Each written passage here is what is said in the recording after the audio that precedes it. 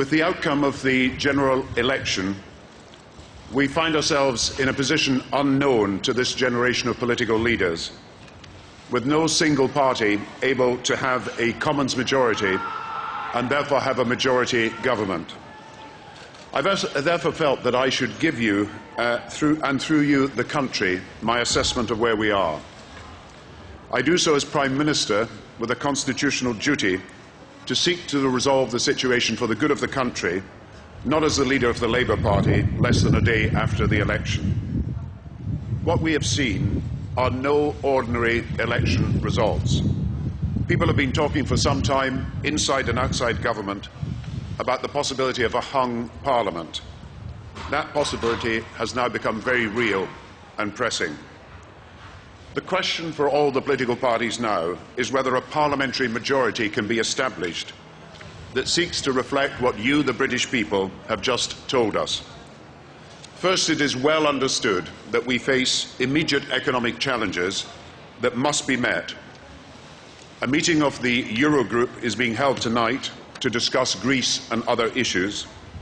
In advance of this, the G7 finance ministers, including America and Britain, are meeting by conference call to discuss the deteriorating situation in the euro area. Alistair Darling is participating for the UK. Our economic priorities for Britain are to support economic recovery this year, 2010, and as the recovery stabilises, to move swiftly to implement our deficit reduction plan. On the critical question on the formation of a government which can command a parliamentary majority, I have, of course, seen the statements of other party leaders. I understand and completely respect the position of Mr. Clegg in stating that he wishes first to make contact with the leader of the Conservative Party. As you know, we already have in place mechanisms and facilities that will give the political parties any civil service support that they may need. Mr. Cameron and Mr. Clegg should clearly be entitled to take as much time as they feel necessary. For my part, I should make clear that I would be willing to see any of the party leaders. Clearly, should the discussions between Mr. Cameron and Mr. Clegg come to nothing, then I would, of course, be prepared to discuss with Mr. Clegg the areas where there may be some measure of agreement between our two parties. There are two areas in particular where such discussion would be likely to focus. The first is the plan to ensure continuing economic stability, where there is substantial common ground, and the plan to carry through far-reaching political reforms, including changes to the voting system.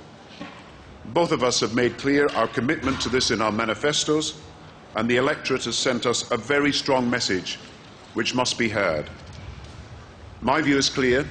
There needs to be immediate legislation on this to begin to restore the public trust in politics and to improve Parliament's standing and reputation. A fairer voting system is central, and I believe that you, the British people, should be able to decide in a referendum what the system should be. What all of us need to be mindful of is the imperative for a strong and stable government, and for that to be formed, with the authority to tackle the challenges ahead, and one which can command support in Parliament. It is with this in mind that all of us should be facing the times ahead. I understand, as I know my fellow party leaders do, that people do not like the uncertainty or want it to be prolonged. We live, however, in a parliamentary democracy. The outcome has been delivered by the electorate. It is our responsibility now to make it work for the national good. I am sure that you will understand that this is all that I have to say at this stage today. Thank you all very much.